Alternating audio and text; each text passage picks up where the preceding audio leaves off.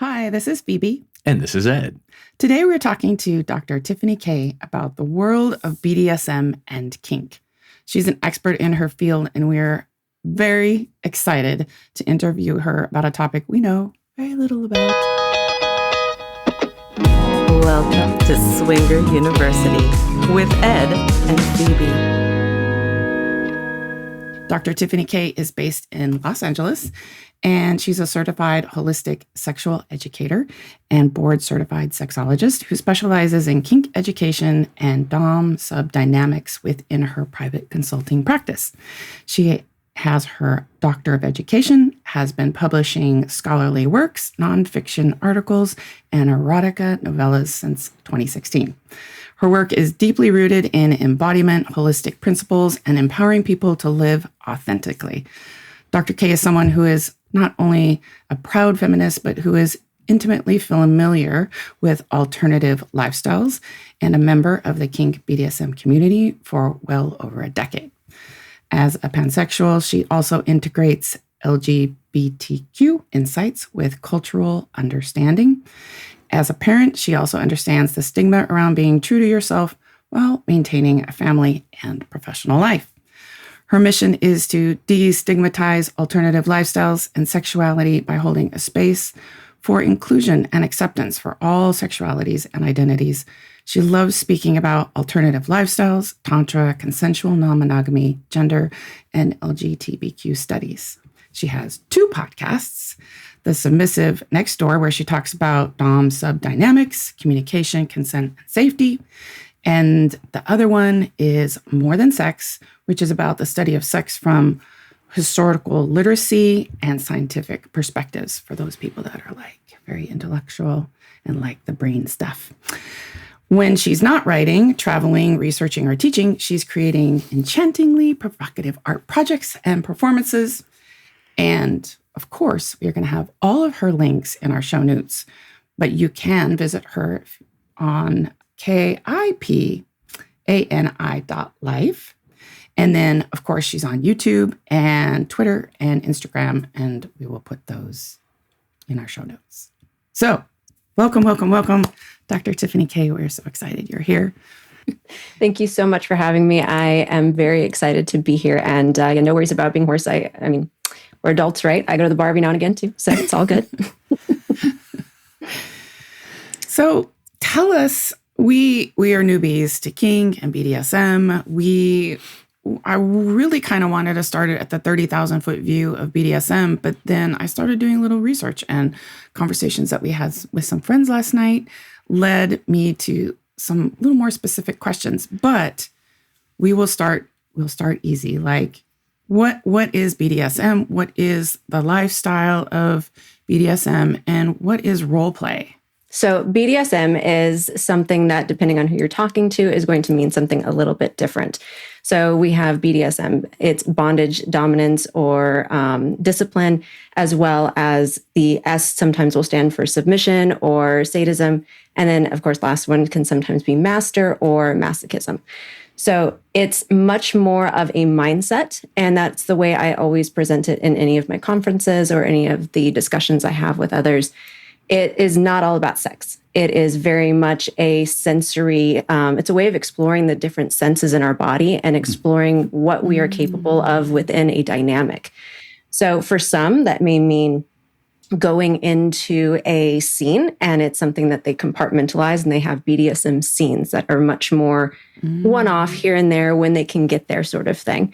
You also have BDSM dynamics or DS dynamics, depending on, again, who you're talking to.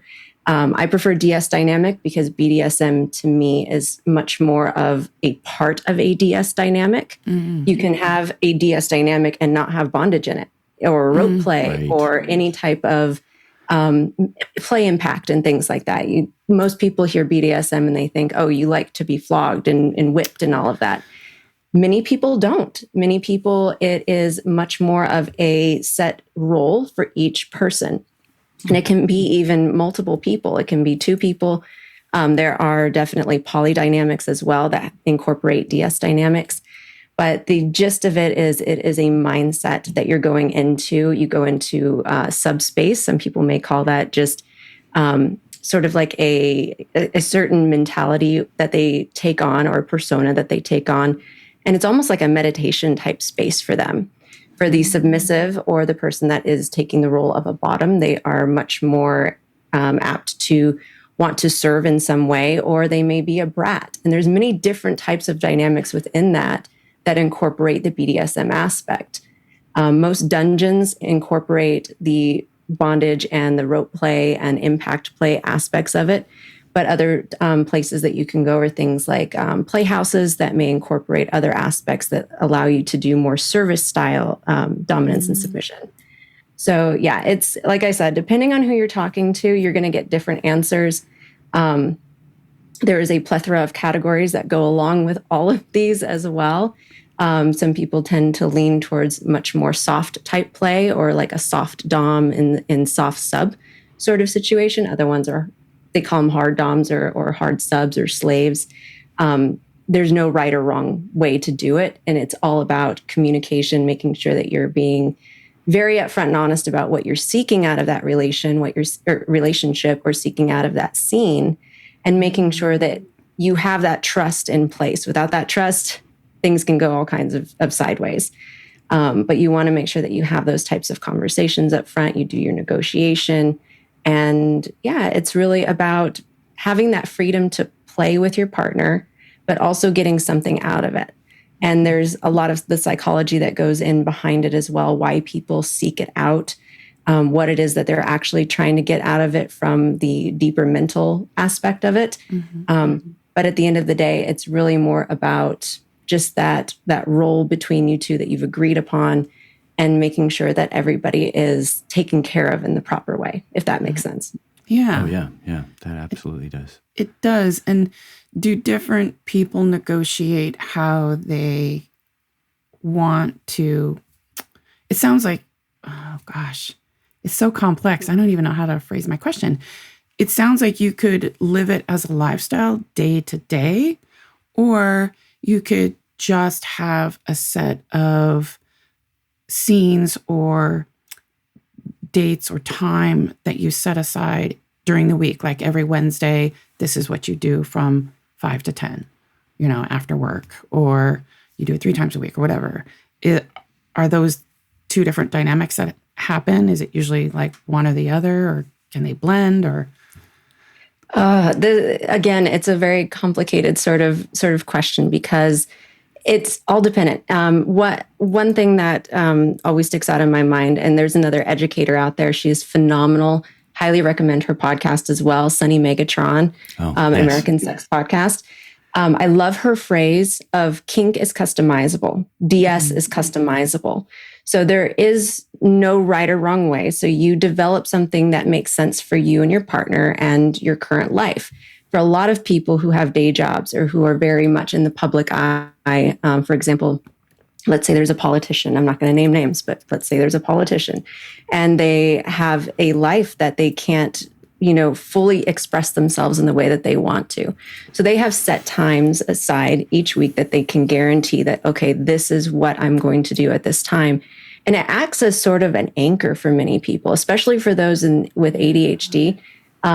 There's actually some really interesting studies that the Kinsey Institute helped to sponsor that is showing really that a lot of people that are in both the kink as well as the BDSM and the DS lifestyles, there's a surprisingly large number of them that have ADHD or that are neurodivergent in some way. And it really helps them to have an anchor point to know that, okay, at this day, it creates a routine for them that they can always count on. And they have sort of a coach or a manager, the dominant, for example, that is there helping to provide the space and helping them to practice these different situations with different sensory development exercises, which would be impact play or other types of play. In terms of the types of times that people can do it, for some, it's a lifestyle. And for some, it's absolutely just on the weekends when they can get there sort of thing. And they just like to have fun and they have their scene. For other people, like myself, it's much more of a orientation. And there's an entire study going on right now, again, sponsored by the Kinsey Institute, that is showing that so many people that are they don't call it a lifestyle. It's much more of an orientation, because they're not looking at the gender that they're playing with or the gender of their partner. It's that I feel I am submissive, or I feel that I am a dominant. And it can be any gender. It doesn't matter to them, as long as there is the trust and the negotiation and everyone's needs are being met. So for them, it's much more of a 24/7, which is the type of dynamic that I'm in. It's a 24/7 lifestyle where each day from morning till night, like there is a certain set of, I don't want to call them necessarily rules, but I have tasks that I perform. I have tasks that I keep to, that I've asked for, because I know that they help me to better myself each day. Right. And my dominant helps to keep me in line. And, we do a praise, much more of a praise style relationship. There is no negative feedback. It's all positive reinforcement. So that's something that we agreed upon. So yeah, it can be anything you want it to be.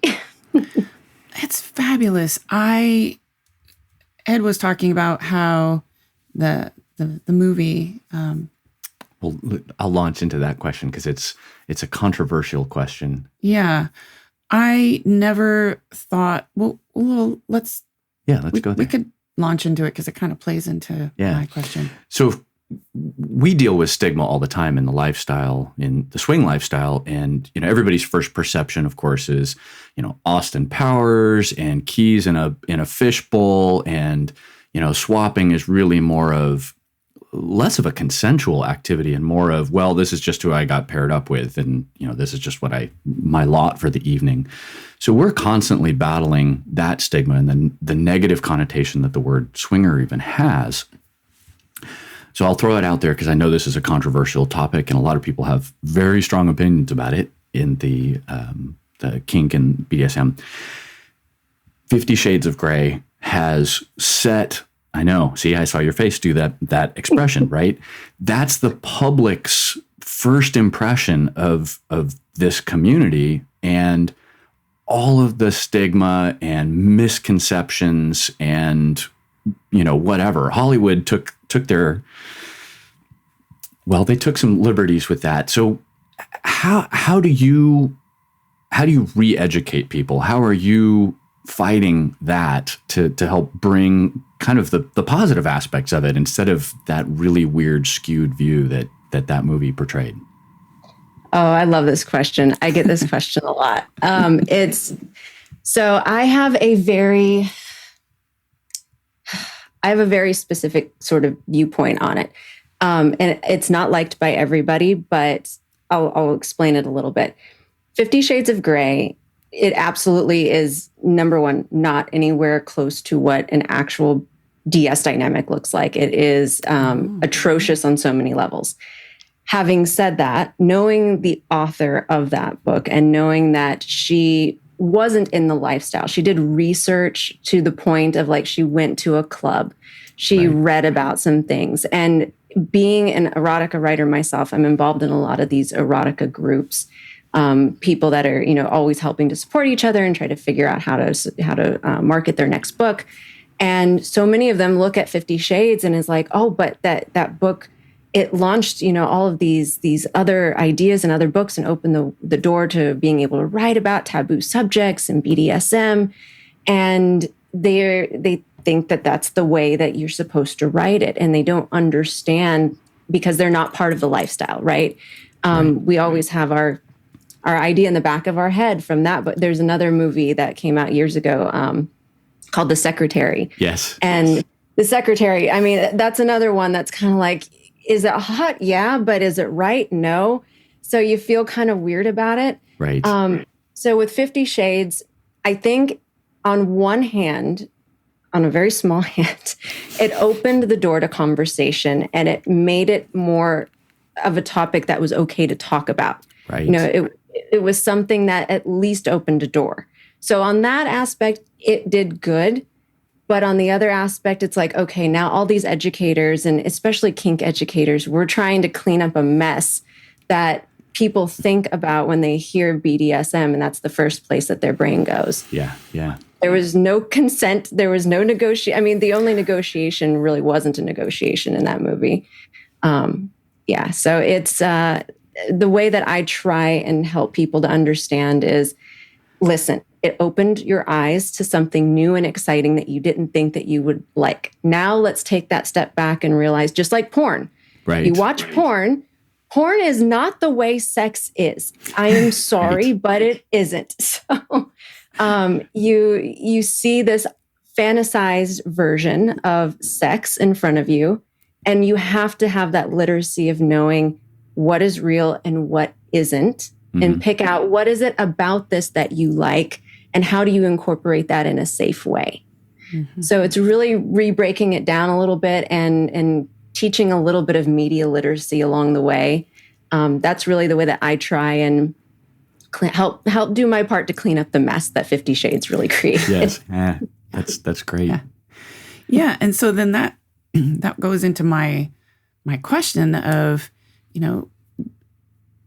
diving in and reading more about this community. It seems much more, it's richer. It seems like like what you said, a lifestyle, a way of having a different kind of relationship dynamic with your partner.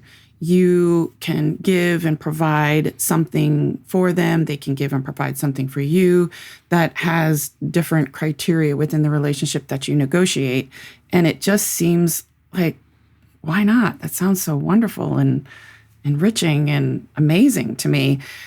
How do you even go about wanting to do that? Where do you start? Like, what if one partner says, oh my God, my day is always so stressful. I just want to check out at the end of the day. I just don't want to think about anything. I don't want to do anything. I just want to relax. I want everything taken care of for me. And the other person, maybe they feel the same way. How do you negotiate who gets what and when? Because we're both feeding that emotional bank account, right? And we don't want one person to be depleted. So how does that work? How do you even start that conversation? The first thing that I usually do, especially with new couples, when I'm working with them in a session, is I ask them what it is about the lifestyle, if they've heard about it or if they've read about it, whether it's an erotica or if they've done research on their own. What is it that they're seeking from it? Like, what is it that they're after in terms of the time spent together? Is it just they're after relaxing and they just want things done for them? Because that's much more of okay, you're just tired and you want someone to do a little bit of caretaking. Yeah, and you have to figure out, okay, what can you get out of it by reciprocating that in some way? And you look at a BDSM or a DS dynamic as for me, it's more of a flow of energy. When one is kind of not carrying the load on their side, the other one immediately feels it. No different than any other relationship. You have to have that level of communication and understanding. And the negotiation, I really like lists. I'm a big one for lists and figuring out, okay, what is something that I'm after? What is, what's my yes, no, maybe, and everything in between. And figuring out not just the sexual side of it, but what about the at-home side of it? Are you going to be the one that takes care of the laundry? And what kind of a reward do I get if I do the laundry? Or what kind of reward or what kind of a punishment? Or maybe the reward is the punishment. All these different things to kind of help keep the house in order, if that's something that's a goal. And that's another really big question to ask yourselves is, what is the goal you're trying to reach with this relationship? And it's really a goal-oriented type of dynamic, right? So my goal, for example, when I first got together with my current partner, one of my biggest goals was trying to make sure I don't overload myself. I have, 10 projects, but I only have time for 5. And how do I keep my brain on track with just these 5 this week? So we would have a dynamic where, okay, if I deviated at any point, then I would have a gold star taken away. And that was like my big thing. I'm a big one for silly stuff. I like my gold stars. And if I did really good that week, I got gold stars and I got a spanking, and it was really fun. And I started being like, oh, this is exciting. I have something to look forward to. Right. And that was how we developed our relationship, by adding one thing at a time. One big thing I see happen a lot with new people is what happens is frenzy. They go into sub frenzy or dom frenzy, and they want to do everything all at once. And they want to have a million tasks laid out for their submissive, or the submissive wants to take on, 40 some odd tasks. And they jump right into it without really thinking it through. Can I do this? And they get burnt out. Right. And then they feel like a lot of animosity towards their partner, or they feel bad about themselves. Like, I couldn't do this. What's wrong with me? Starting with one thing at a time, incorporating one thing a week or one thing a month until that feels good. And that it's a habit at that point, and continuing to move from there. But the biggest one is just constant communication. Check in every day, especially if you're new. Check in with your partner every day with 3 very simple questions. How are you today? What did I do that made you feel supported today? What can I do different tomorrow? Oh, Those 3 things every day, I guarantee you will get so much good feedback that you never would have thought that you needed. And it's going to help you be in a better relationship and a better dynamic the next day. wow. My mind is just blown. I had no idea that this was part of the BDSM world. Yeah, it's interesting when you first described, the answer is complicated. Or the dom sub world. I'm probably using the wrong term there. The DS dynamic. The DS dynamic. We're starting to get our lingo I know. straight. It's funny because we're very steeped in swinger lingo, and this is a tangential world. Like, they do overlap a little bit. Like, we see a fair amount of fetish play and DS dynamic play that kind of sprinkles into the lifestyle occasionally when you run across people who are into that.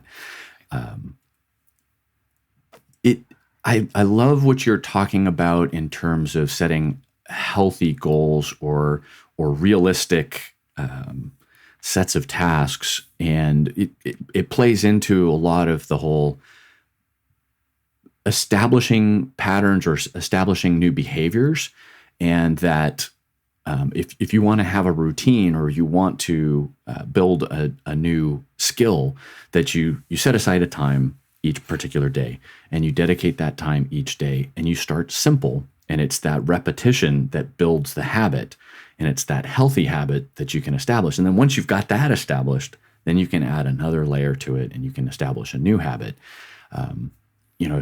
If this goes to anything, right? You want to learn how to speak a different language or read more, that healthy habit. So it makes sense, especially in an environment where you may feel overwhelmed, or you do need to decompress, or you want to have more sexy time with your partner, to establish realistic things, right? I can picture someone going crazy, and it's like, okay, we're going to do a different scene every day. There's costumes and lighting, and here's your script. That could get crazy, like, really quick. Yeah. So now the dynamic is different from BDSM or kink, or is kink and BDSM like on the same plane? Are they similar? Those two? They overlap. It's kind of like a really big Venn diagram. Like, there's certain things that definitely overlap with each other, and there's other things that are completely separate. So BDSM is very much what a lot of people would consider like covering the DS dynamic. Kink is like the bigger, like the house that everything kind of sits in. Because kink really, I mean, if you think about the term of kink, it's much more, it's the freedom to play as an adult. It is ability to just, it can be anything. It doesn't have to necessarily be, something that is sexual, but kink is very much something that elicits some sort of a pleasurable sensation within the body. It doesn't be sex. So then swinging should also fall into that dynamic. I would think it was. Yeah, it's a bit of a kink, if you will, like watching your partner with somebody else. Yeah. That would be, at least for me, the times that I've experienced it. I'm both an exhibitionist and a voyeur. I love that lifestyle. I love going. I miss play parties. I haven't been in so long. But it's, we considered it a kink for us to be within that situation and being able to watch, a partner or be watched by a partner. Right. And yeah, so yeah, kink is that house that everything kind of sits in, and then BDSM and DS are kind of the overlapping couples that live within the house. I like that analogy. It makes me think of like a really big house party, and you kind of walk room from room, and you're like, "Ooh, what's in this room?" And then sometimes the adjoining doors bust open, and then things cross over. I like that. I like that. So now that we've talked about that relationship dynamic, I want to talk about the sexual dynamic and more of what happens with negotiating that aspect of the relationship with your partner, and then negotiating that with other people. Like if you go to a playhouse or if you go to a dungeon, how does all of that happen? I mean, specifically, I'm sorry, like I'm thinking communication, I'm thinking drug use, I'm thinking rules, I'm thinking safety. Oh, absolutely. Safety within the community, safety is the utmost. Consent is the utmost. It is, especially when you go to a good dungeon. I've certainly been to some not so great places before too, and where you just walk in and you immediately turn your butt around and you walk right back out. But some of the better ones, they have the dungeon masters. Dungeon master to me is very different from a D&D game for sure. But it's you have the quote unquote bouncers and things like that walk around and ensure, hey, is everybody okay? Has everybody have what they need? And a lot of those places, sex a lot of times isn't even going on. It's the sensory aspect, where you go and there's I'll back up. There's a few different types of ways to go about it. So you go, and first of all, if you're in a dynamic, you have the negotiation talk. You discuss, especially, yes, no, maybes. What are you okay with? What are you not okay with? What are the absolute, hard limits? You have safe words established, or some sort of a safety signaling system. I have both safety words that I recommend to my clients, as well as a nonverbal signaling system. Because sometimes you may be gagged. Sometimes you may just be so ridiculously caught up in the moment, you can't even find your voice. So you need to have a way. Mine is a 5-finger rule. Other people may have a squishy ball or some sort of a tool that they have in their hand. And if they drop it, everything is done. That's like the signal. So there's a lot of different ways that you can have the safety measures put into place. You obviously discuss well in advance, things like, when was the last time you had STD testing? Can you show me, proof that you've had this testing if there's going to be sexual things involved or fluid exchange happening? What sort of precautions are we going to be taking? What are you trying to get out of this scene? Is this a scene that you're trying, are there going to be triggers I need to know about? Especially for the more edge play type scenes. Those are things like interrogation scenes, CNC scenes, or consensual non-consent. Those are very, triggers can happen for sure. And you really want to make sure you've vocalized what those triggers are. Right. And then you have situations where you go to a dungeon. There's things like pickup play scenes that you can get involved in, where you find somebody there, you go into a room, you chat for a little while, you kind of vet them out, you get to know them a little bit. You go into a room, you negotiate what you want out of that scene and things. If your partner is there, sometimes it may be a double dom scene. So you have, for example, as a submissive, you would have your dominant there, and the idea is that you want to be dominated by 2 doms. Maybe it's a male and a female, 2 males, 2 females, whatever. And you discuss what that role is going to look like. Everyone kind of knows what their expectations are of the scene, and you proceed to have your scene. But again, not all the time sex is going to be involved. Sometimes it's a flogging, it's a whipping, interrogation, humiliation, degradation. Anything like that can happen during those types of scenes. And then another thing that you have to discuss is aftercare. How do you need to be taken care of afterwards? What is it that you need? Do you need food? Do you need water? Do you just need to be left alone in a room and if you're going to cry, like, do I need to be aware that emotional things may happen? And are you okay if you're crying? How can I help you through that? And then do you want to be called afterwards? Do you want me to check in on you? And aftercare can last an hour after the scene. It can last a week after the scene. Do you want me to call you and check in on you a week later? Things like that most people don't necessarily think about. And then they get involved and they're like, wow, I feel really weird after this. What's wrong with that? Yeah. Chances are aftercare was not fully discussed afterwards. Right. So yeah, there's a lot of those different things that go on with it.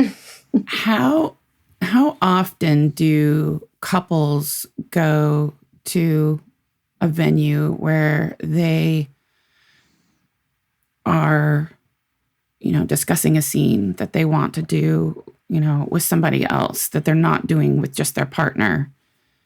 I'm fascinated by that because, as a swinger, you go with your partner. It's so different. I mean, we have our sets of rules, consent, touching without, but these rules, they're so well known that they're really just not spoken anymore. So there's nothing sexy about it. There's no mental stimulation about discussing what you like. I like this type of thing to happen. I want, can I say things on YouTube? I'm trying to keep it a little clean, but I want this type of stimulation on this part of my body, right? And I like this, and I like it, in this method or this way with this type of pressure. None of that is discussed in the swinging world. Now, if you have dedicated partners, play partners that are close knit, but typically when you go to a party, none of that's discussed, and it's fine. It's just, I know I have a certain tone to my voice. I guess it's because I'm feeling a little disappointment in that, because it's something that I would prefer that happened as I've progressed in the lifestyle. Not that that's good or bad. It's just the BDSM world is starting to sound more appealing to me because of that intellectual component, the ability to stand in your own person and with that confidence and ask for what you want, and to know what you need, and to be able to express that, and to be able to surrender to that is very powerful and freeing. And oh my God, it's so exciting. So I think we're going to be signing up for a different kind of website after this. It's different for everybody. I know some people, I'll give you an example. My partner and I, we tried to go like twice a month where we could go to a dungeon. It was more of a mansion that was in the Hollywood Hills that was well known in the community, both in the swinging community as well as the BDSM community, because they had a separate room that was all dungeon, and then the rest of the house was like a playhouse. Mm-hmm. And before this was pre-pandemic, so it was something that we did. To me, twice a month was pretty frequent.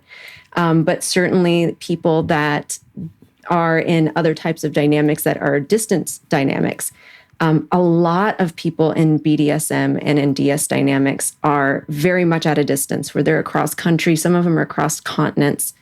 And that's how my partner and I met. We were originally, when we first got together before we got married, we were contracted dom and sub, and we lived 8 hours away. Wow. So it was this understanding that, okay, we can't always be together, but I know that the sensation play is something that you really need.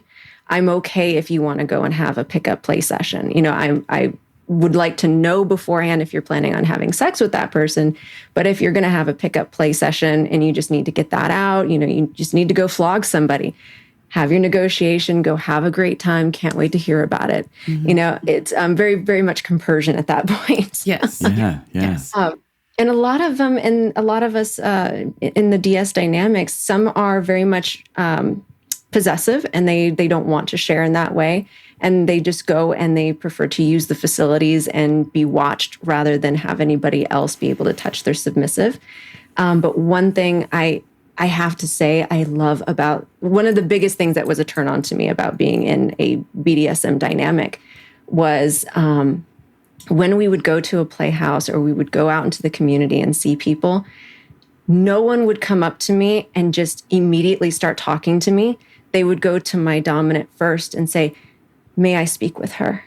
That was a turn on to me because there was so much respect in that of, is it okay if I have this conversation? And he would always look at me and say, "Are you okay with this?"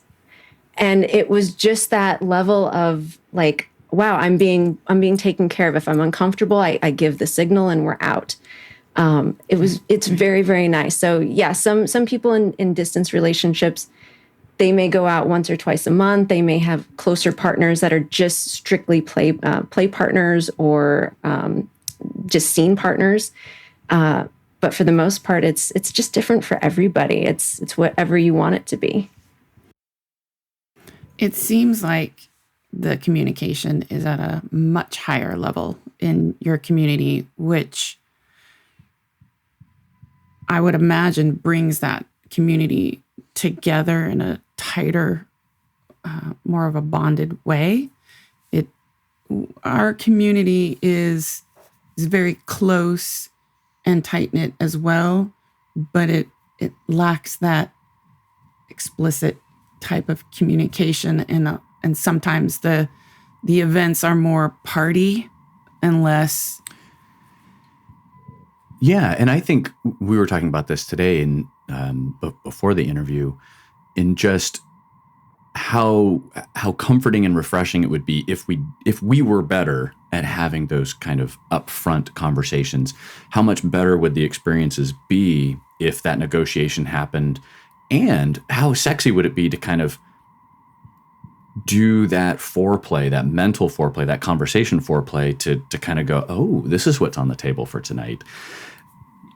We don't do as good a job as swingers as we probably could, and I think we could learn something from the DS community for that aspect. It's interesting because this kind of plays into one of the next things we were going to talk to you about, and that is it's almost ritualistic. There's a certain ritual to that negotiation up front, the conversation, the build up, and then of course the play session. And you described the aftercare. Describe to us some of that ritual and that headspace that you get into for that ritual. Oh, this is one of my favorite topics. The rituals are absolutely everything. There's so much ritual within the both the BDSM, the DS, the kink world.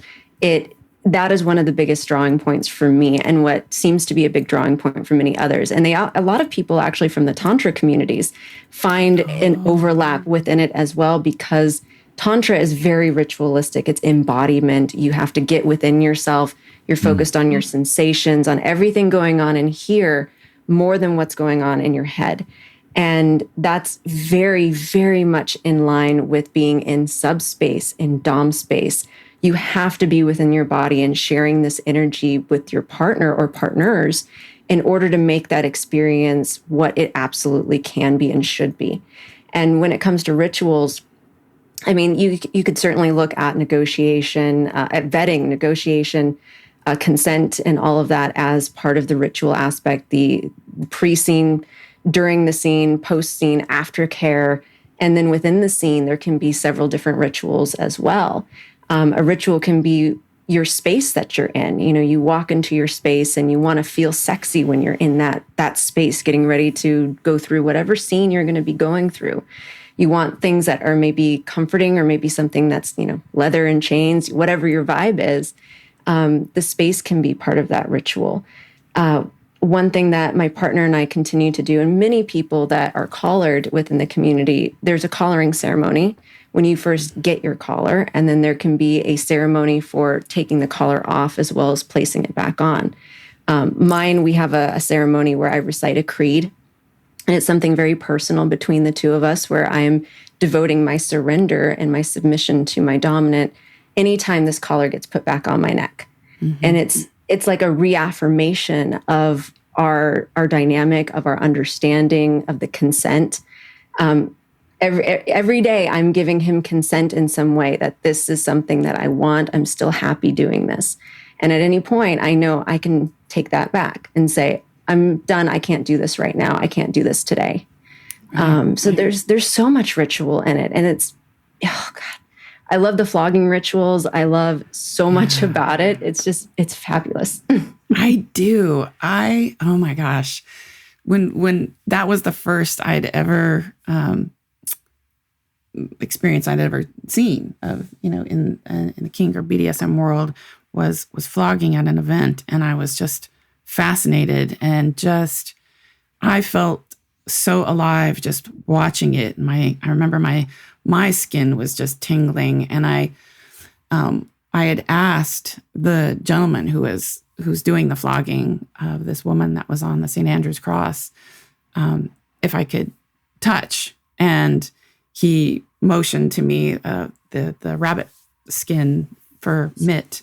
And so then he handed that to me and he said, now rub her here when I tell you to. And so then I got to do that. And I was like, oh my God, this is amazing. And it was something about that energy between him and her and me and being part of this dance was, oh my God, it was a high. Those are the kind of highs I really, really love. It's just not like any other kind of high. And every time there's a party that we go to where someone is very good with that dynamic, it's magical. We sat and observed one last weekend, the interaction between them for 20 minutes. And I know, it was, oh my God, it was amazing. And then at one point, then they took breaks and he'd give her some care and she'd lean up and they'd kiss and he'd caress her and they'd talk and he'd say little words to her and then she'd go back down on the bed and then he'd start again. And I was like, oh my God, this is amazing. Oh my God, so cool. Yeah. I was just, the interplay with them was very sensual and very touching. It didn't hurt that they were also very good looking. But even then, the act of something about that type of pleasure, I don't know, it really is arousing to me. And getting back to, I think we could be better swingers by doing better, having better communication, making better requests or more straightforward requests. It would probably make our experience much nicer. Right. But I will say it is challenging when you go to some of these events because they tend to be very party centric and I say that there's a social aspect, of course, right? You need to, break the ice and people sometimes need a little, alcohol or whatever they're taking to feel comfortable in a social setting in their situation, wherever they are in the swinger lifestyle. But then that tends to get in the way at some point during the night where, they've had too much or they just really can't communicate to you what you want or what you are asking for, and you don't feel safe that they could provide that. So it's a tough way to trying to find a sober swinger is very difficult. We did it for the first 3 years of our experience, and we really liked that. And it was mostly out of my fear of, what was going to happen, right? And I knew that, I need to take care of me first and foremost. I mean, Ed is obviously near my side, but if we're in a play situation where he happens to glance away and a random hand comes over or something, I need to, and he didn't catch it. I need to be able to take care of myself. So I just wanted all of my facilities on point, and, but, lately we've started to use, alcohol a little bit, like a drink or two here. And honestly, I think I'm going to stop with that because it's okay, but it's a different type of experience. And I think I want to take our experience somewhere else. That's where I'm going with that. Yeah. Within the swinging community, there's definitely more of this, party aspect where people are letting their hair down. As a matter of fact, the first couple of years we were there, we were like, this feels like a frat party. These are people who are newly empty nesters and they're letting go, like completely letting go of everything. We found out later that there was more going on that we didn't know, but there definitely is that kind of an aspect. Now, what's interesting is with potentially the danger and risk that some of these pain play has, and I would classify it this way, but a little bit more of the blood play, for example, or knife play, where it's even more risky, where you're potentially exchanging bodily fluids, but you're also penetrating the skin. How does the negotiation, or how does that conversation go in terms of drug use or alcohol use? Is it frowned upon? Is it even permitted? But it isn't even permitted, depending on your community. And just like with any other community, you're going to have great experiences in great places, and then you're going to have the bad apples that are going to come in, and they're going to create a bad name for the situation. There just recently, but there was a situation where there was one dominant that was in the community, not in my personal community, but it was across the country, and he had taken one. He had 3 submissives, and he had taken one into a room and was at a dungeon and was in this middle of a big scene, and she was putting her hand up to say stop, and he didn't stop. Wow. The entire community rallied around her and basically kicked him out of the community, saying, "You're no longer welcome here. We're going to help this girl we're going to help her to get help, and we're not going to do this anymore with you." He was basically blacklisted because of it. Right. So wow. There's very much a sense of protection within the community. People are trying to protect one another. And because of the stigma, because of a lot of the stuff, like you mentioned, some people that are into edge play, needle play, knife play, CNC and things like that, you run the risk, just like in the swinger community, of, if your local job happens to find out and, oh God, what's going to happen? You're going to be persecuted, or someone's going to think you're a deviant of some kind. Right. For a long time, BDSM or DS dynamics, dominant submission, sadomasochism, was classified in the DSM-5 as a paraphilia. So, you had all of these things that kind of sat against you, and it was just declassified a few years ago. So we're still trying to get out from underneath that hole that, the psychological community had kind of dug for us. And now that psychologists and therapists and sex therapists and things are starting to see the benefits of it and how it actually can help a lot of people recover from trauma and build better lives for themselves, create goals, all of these different things, it's definitely becoming a little bit easier.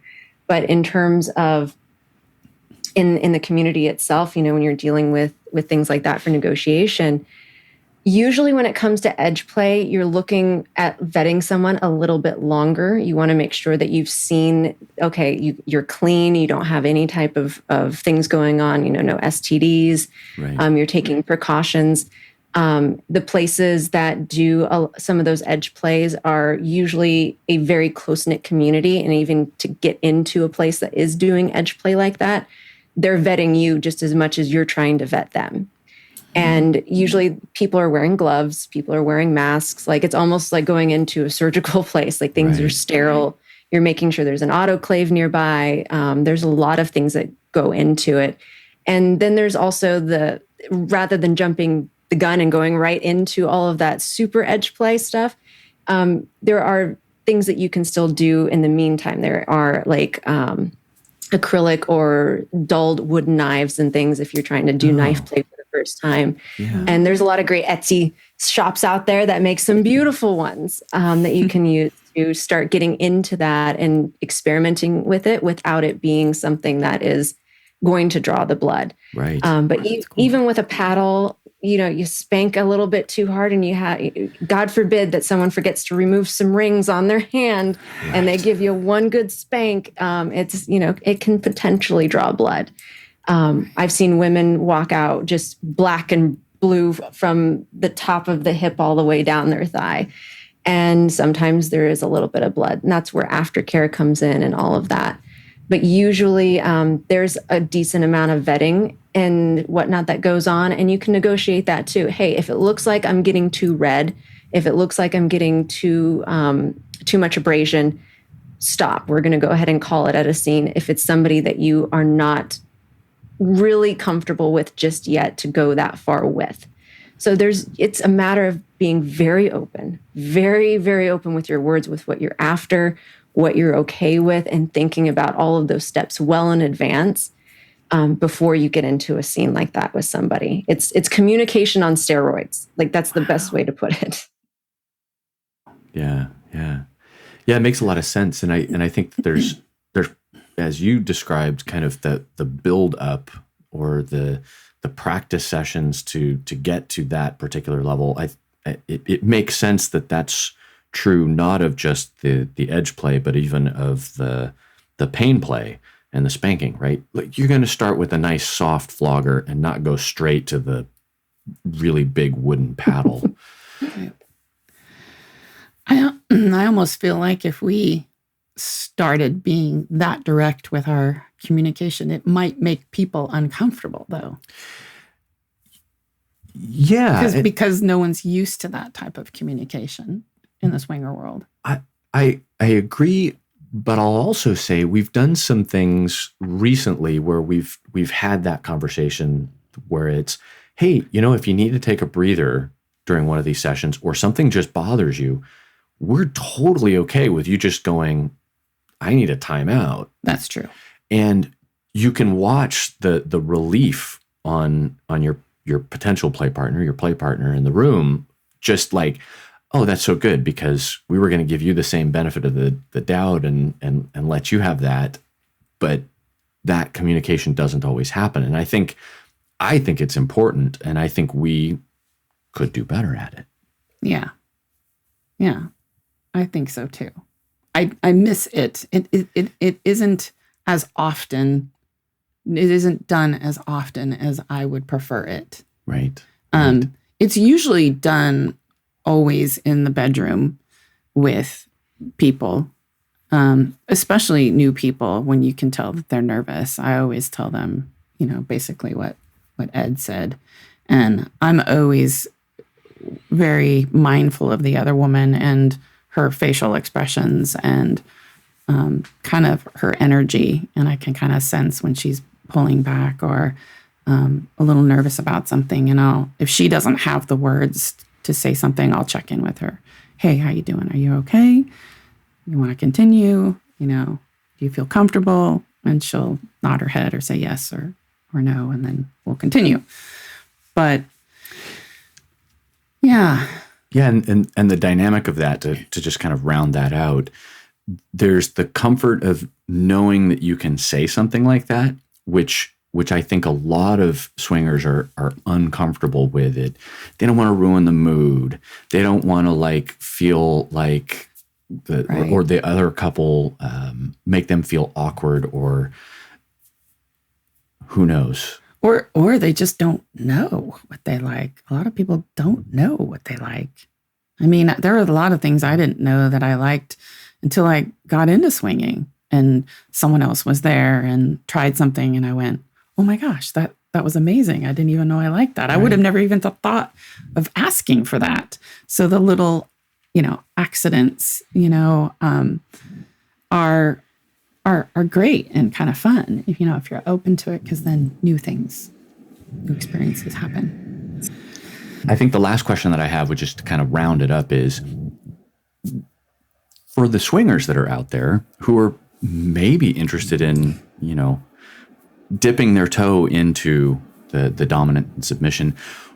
What are some baby steps? What are some first things that they could try to see if they like it? And, maybe some beneficial things besides the things that we've been talking about with communication and negotiation up front, which I think everybody would benefit from that.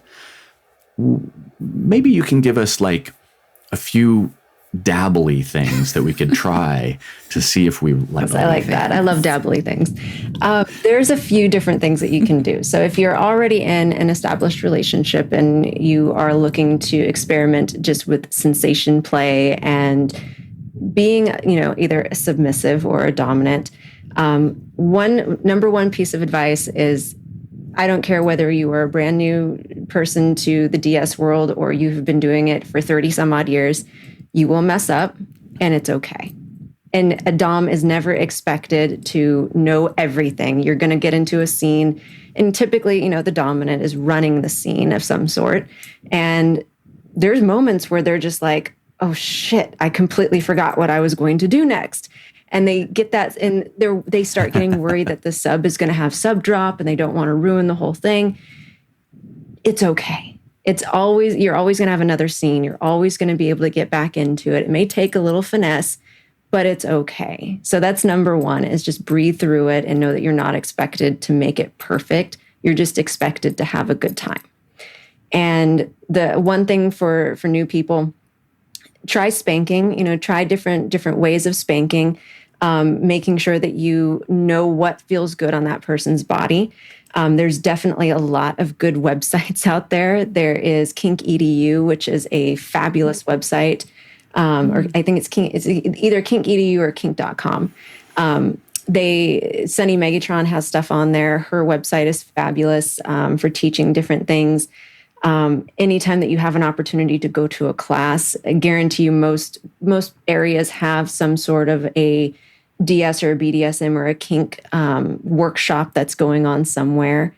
Even if you don't get to something like that, a Tantra one, it really works well because it's going to teach you the same principles for embodiment. But starting slow with things like spanking, starting very slow with just feeling your way through what being a submissive feels like or what being in a dominant role feels like, setting aside a good hour or two to help get yourself into that space. What does it feel like to kneel? What does it feel like to just let the world drop off and truly surrender? Practicing some of the wording, if you like being called a good girl, how do those honorifics feel? How does praise feel? Are you a tendency to brat out? Are you looking more to have that sort of power exchange of a fight rather than a, purely pleasurable experience? I have a tendency to be a brat sometimes. And yeah, it's fun to just kind of poke the bear and see how far you can get with it. Always with consent, of course, making sure that you understand what your partner is okay with, like what's too far, what isn't far enough, and those types of things. Practicing your negotiation skills are vital, and practicing with each other before you go to a play party, absolutely vital. Getting a flogger, if you want to try flogging for the first time, I highly recommend a suede flogger. They are soft, but they can sometimes have a little bit of a bite to it. I recommend having something soft to help the skin afterwards if you're going to be playing a little bit rough. Make sure you have an unscented hypoallergenic lotion to be able to rub into the skin afterwards. Having that massage is amazing. Keep hydrated. That's, a given. Always make sure you're well hydrated. And in terms of collaring, don't worry too much about the whole collaring thing. Not every submissive is collared. Some submissives don't want to wear a collar at all. They wear a ring or they wear a bracelet. Some even have a keychain. My first one was a keychain that it was just a little thing that said owned on it. And I thought it was really cute. So there's a lot of different things that you can do in terms of that. And then if you go to a play party for the first time and you're looking to or if you're going to a dungeon for the first time, know that the expectation of sex is very rarely on the table. It's usually a scene that you are looking to engage in, and you can absolutely, that's part of the negotiation process. Are you looking for fluid exchange? Are you looking for sex involved? Are you looking for oral? Are you looking for touch? What sort of sensations are you looking for? What are you okay with? What do you need afterwards?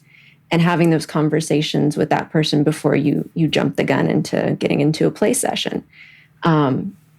Always making sure just that you've got to be on point with your communication before you do anything. And then lastly, There's a lot of great websites out there for classes, for online classes. I know the Sexual Health Alliance is one that I always send people to because they have some great workshops. Midori is a fabulous shibari and rope artist. She comes from Japan, and she's been teaching kink for 30 some odd years. She's one of the best out there, and she's always running classes. She has a Patreon as well. One big thing with DS people, with people in the, or anybody in the kink world, we are sex nerds to the nth degree. So there will be a class, there will be a book, there will be a podcast on something that you're looking to get into, and just devour of as much of it as you can. You can't get enough of it. That's awesome. That's great. That's great advice. If someone is, we've listened to the cool tips and they've jumped in, but they've got their head underwater and they can't get out, or they don't want to dive into all the resources out there on the internet because it's just too overwhelming, and they just really want to, talk to you, right? They want to be told what to do. They want to be told, right? Because we're all on information overload, all the time. And sometimes, honestly, really, I just rather pay somebody who's an expert in it and just tell me what to do, because I'll just write it down and I'll just do it. So what do you have for people where they can come to you for what they want in this? So I have a private practice, and my private practice, you can find it on my website. I also have a platform that is where I keep it's my patient portal for everything. All of my private sessions and whatnot are very confidential. I follow all of the different HIPAA, requirements and things like that. And you're welcome to go there and you can book a session with me, and it will be completely confidential. Anything that I do with my clients, I always do a very large post-client meeting summary where I list all of the resources, everything that we talked about, goals for the next time. And then I put that both in the patient's portal as well as sending it to them. So they can find me there. They can also find me on Patreon, where I'm going to be hosting a once a month little kind of Q&A session through Zoom, so that if people do want, it's kind of like open office hours, but if there's something very specific and intimate that they want to discuss with me and their partner, or just them on their own trying to get a handle in the community, they can always book a private session with me as well. Ooh, I like that. That's pretty cool. That's fabulous. Yeah, I like the idea of the list of things to do, because I'm a list person as well, and I love being able to go into Patreon during open office hours, and because things come up, right? And that would be awesome. Ooh, that's really cool. I like that option that you provide for everybody. Thank you very much, Dr. K, for being on our show. We appreciate all of your valuable insights into this new and exciting world of the DS dynamic. Hopefully our listeners can glean something from it and benefit in their swinging life, and maybe swing over to the other side and try some new things in the bedroom, either with just their partner or with new partners. Thank you so much for having me, as always. And anytime you want me back, I'm happy to swing on over to your side. Woohoo! Yeah, maybe we'll come up with some add-on classes, some additional content. We can think of maybe some more specific stuff that we can get into. That'd be fun. Thank you. Thank you again. All right. Cool. So let's see. My God.